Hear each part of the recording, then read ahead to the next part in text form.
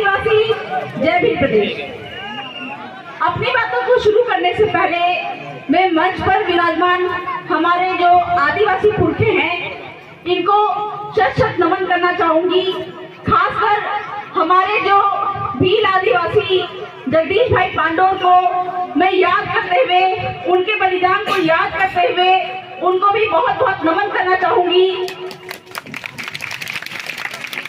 क्योंकि समुदाय के बीच में आदिवासी परिवार के कट्टर वक्ता होने के बाद, कार्यकर्ता होने के बाद उन्होंने जिस तरह का योगदान समुदाय को दिया था और उस समुदाय उनके इस योगदान का नतीजा है कि हमारे इस क्षेत्र में जहां पे आज तक कोई भी जन जागरण जैसी चीजें नहीं हुई थी, उदयपुर की बात करें, कुंभलगढ़ की बात करें, तो उनके प्रयासों का नतीजा है, आदिवासी परिवार का नतीजा है कि आज यहाँ पे इतना जन जागरण बढ़ गया है कि आज यहाँ पे सरकारें डर रही है और आदिवासियों का जो भी शोषण कर रहे हैं वो भी आज डर रहे हैं। तो उनको मैं बहुत बहुत जोहार करना चाहूंगी।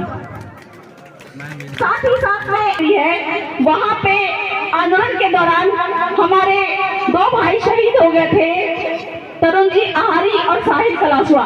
तो ये दोनों मन्नारे भाइयों को भी बहुत बहुत शत शत नमन करते हुए उनको भी याद करना चाहूंगा कि यहाँ राणा कुंजा जी की धरती पर कि वहाँ के आदिवासियों ने रातों रात वहाँ पे बिरसा मुंडा की मूर्ति को खड़ा कर दिया।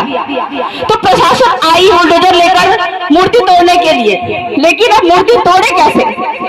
क्योंकि आदिवासियों की जो सेंटिमेंट है, उनका दिल का जो जुड़ाव है वो बिरसा मुंडा से जुड़ा हुआ है। तो उन्होंने पूछा कि ये आदमी कौन है? तो वहाँ के आदिवासियों ने बोला कि हमें क्या पता साहब, ये तो हमारा भगवान है, अपने आप धरती फाड़ के निकल के खड़ा हो गया है और आप इस मूर्ति को हाथ लगाइएगा तो हमारे आदिवासी आपको नहीं छोड़ेंगे। तब जाके वहाँ के प्रशासन को डर हुआ कि अगर इनके भगवान को छुएंगे तो यहाँ के आदिवासी हम पर भी केस लगाएंगे, और तब जाके वहाँ पे जो जमीन का विस्थापन का मुद्दा था वो रुक गया। और यही कारण है कि आप जब भी अपने पुरखों का बोर्ड लगाते हैं, मूर्ति की स्थापना करते हैं, तो ये डरते हैं कि अगर ये बोर्ड और मूर्ति की स्थापना यहाँ पे हो गई तो हम आदिवासियों के जल जंगल जमीन और खनिज नहीं लूट पाएंगे, इसलिए वो मूर्ति को तोड़ने का काम करते हैं। खनिज के बारे में पता चले कि आदिवासी जल जंगल जमीन का मालिक कैसे है, ये बात पता नहीं चली। और आदिवासी समुदाय, देश के जो 8% आदिवासी समुदाय जो है वो इस भारत देश का मूल मालिक है। ये मैं थोड़ी कह रही हूँ या आप थोड़ी कह रहे हैं, ये तो सुप्रीम कोर्ट जो कि ब्राह्मण जज थे मनदीप सर, उन्होंने कहा है कि 8% आदिवासी है जो भील है वो इस भारत देश के मूल मालिक है और बाकी जो है बाहर ही है।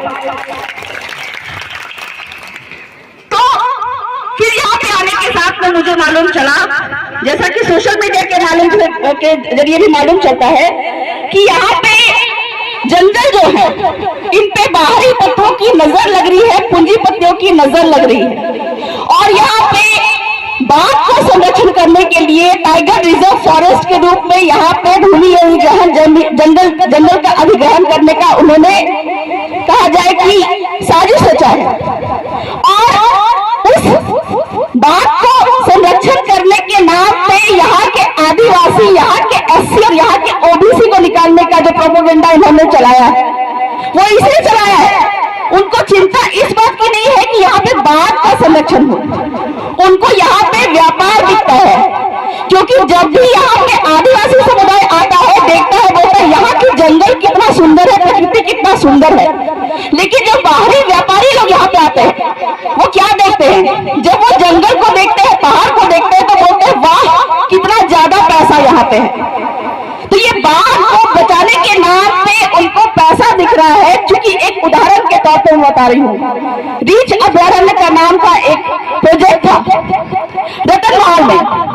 गुजरात के रतन महल में एक आदिवासियों का पहाड़ था, वहां पे रीछ अभयारण्य के नाम पे सरकारें जो है और वन विभाग जो है वो जंगल पे कब्जा करना चाह रही थी। तब जाके वहां के आदिवासियों को आपत्ति हुआ, क्योंकि रीछ अभयारण्य बना के केवल रीछ का संरक्षण की बात नहीं थी। वहां पे उन्होंने क्या किया था कि पूरा का पूरा क्षेत्र को बाउंड्री कर दिया था। बाउंड्री करने के बाद में गेट में एंट्री फीस ले रहे थे, अंदर में टेंट सिटी बना के रखे थे, उसकी कमाई कर रहे थे। वहां पर रेस्टोरेंट बना के रखा था, उसकी कमाई कर रहे थे।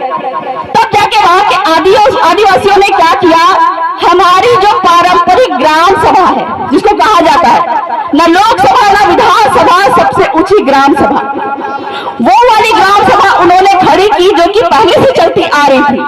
और उस गांव के गणेश पटेल ने वहां पे जो वन विभाग के लोग बैठे हुए थे उनसे पूछा कि ये जो रीछ अभयारण्य के नाम पे तुम ये पूरा जंगल कब्जा करके बैठे हो, जैसे आपके यहाँ पे टाइगर रिजर्व फॉरेस्ट के नाम पे कब्जा करना चाह रहे हैं, उन्होंने पूछा कि ये जंगल जो तुम बोल रहे हो ये किसके नाम पे है? अगर तुम्हारे बाप के नाम पे है तो तुम्हारे बाप का दस्तावेज दिखाओ। तो ये सूचना का अधिकार के अधिनियम के तहत उन्होंने पूछा कि ये जंगल तुम्हारे बाप का है तो बाप का दस्तावेज दिखाओ। तब उन्होंने क्या बताया कि ये जो जंगल है, जैसे आपका यहाँ पर टाइगर रिजर्व फॉरेस्ट है, ठीक है, हमको क्या लगता है किसकी जमीन है? वन विभाग की जमीन है। वहां पे रीछ अभयारण्य के लोगों ने पूछा कि ये जो जंगल है ये किसके बाप का है, दस्तावेज दिखाओ। तब मालूम चलता है कि वो जो जंगल है 114 आदिवासियों के नाम पे थी। मतलब हमको क्या लगता है, हम अभी ये बात सुन रहे थे जो जमीन सरकारी है वो जमीन हमारी है, लेकिन जब बात आती है ये खाली पड़ी जमीन जो है, चरवाहा जमीन जो है किसकी है? हम क्या बोलते हैं किसकी जमीन है? सरकारी जमीन है। चारागाह की जमीन सरकारी जमीन है, खाली पड़ी जमीन सरकारी जमीन है। यहाँ पे हर व्यक्ति जो बैठा हुआ है उसको जो जमीन मिलती है किससे मिलती है? बाप के बाप के बाप के बाप से मिलती है। पूरे देश भर में आप कहीं भी जाइएगा, आदिवासियों को जो जमीन मिलती है वो बाप के बाप के बाप के बाप से मिलती है। हमारे यहाँ पे लड़कियों को जमीन में हिस्सा नहीं देते। क्यों नहीं देते? क्योंकि लड़की कल को गैर आदिवासी के पास में शादी कर ले तो जमीन भी गैर आदिवासी के पास में चली जाएगी। ये सोच के पुरखों ने ये नियम बनाया कि लड़कियों को जमीन में हिस्सा नहीं देना है, इसलिए बाप के बाप का नाम लिखा हुआ होता है। लेकिन आज हम अपनी जमीनें सरकारों को दे रहे हैं, गैर आदिवासियों को दे रहे हैं। तो ये जो खाली पड़ी जमीन हम जो बोलते हैं कि सरकार की जमीन है, तो सरकार की जमीन अगर है तो सरकार के बाप का नाम क्या है? अगर खाली पड़ी जमीन सरकार की जमीन है तो सरकार को बोलिए उसके बाप का नाम दिखाए, कभी नहीं दिखा पाएंगे। क्यों? क्योंकि ये जो जमीन है हमारे बाप दादाओं ने बसाया है। और ये खाली पड़ी जमीन सरकार के बाप की क्यों नहीं है? क्योंकि हर 5 साल में सरकार का बाप बदल जाता है। कभी भाजपा की सरकार होती है, कभी कांग्रेस की सरकार होती है, कभी कोई सरकार होती है, तो कोई भी एक बाप नहीं है। और हर व्यक्ति जो पैदा होता है उसका एक ही बाप है। तो जब ये बात आती है कि ये खाली पड़ी जमीन के बारे में हम बोलते हैं, जो जमीन सरकारी है वो जमीन हमारी है। और आपसे जब पूछा जाए कि ये आप जंगल की बात कर रहे हैं, टाइगर रिजर्व फॉरेस्ट की बात कर रहे हैं, ये जमीन आपकी कैसी है, ये जंगल आपकी कैसी है? और जब वन विभाग यहाँ पे बोलता है, सरकार बोलती है कि ये जंगल हमारा है, आपको उनसे सवाल करना होगा। सूचना का अधिकार के अधिनियम के तहत सवाल करना पड़ेगा क्या कि ये जंगल अगर तुम्हारा है तो तुम्हारे बाप का दस्तावेज दिखाओ। कभी नहीं दिखा पाएंगे।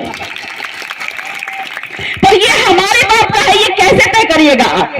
मतलब हमको लड़ने का तरीका नहीं मालूम है, हमको बात किसे करना है ये हमको पता नहीं है।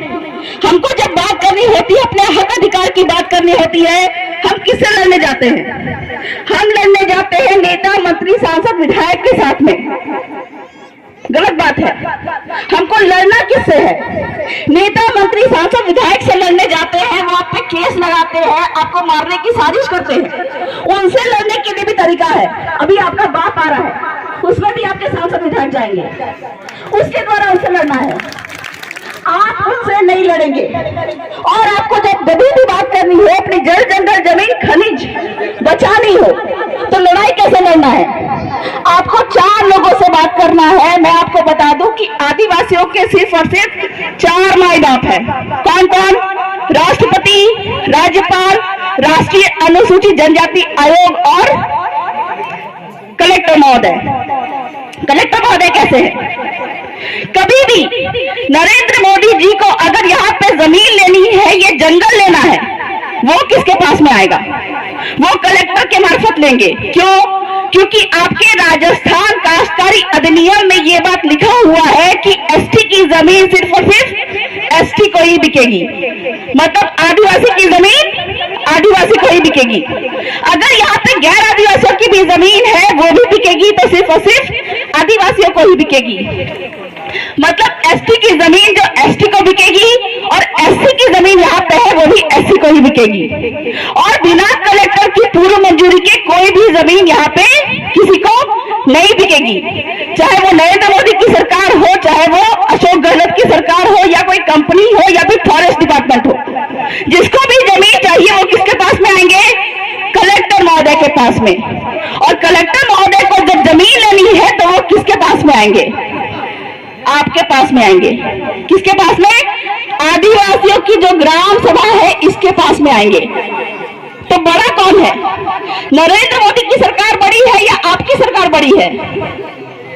आपकी सरकार बड़ी है, आदिवासियों की सरकार बड़ी है।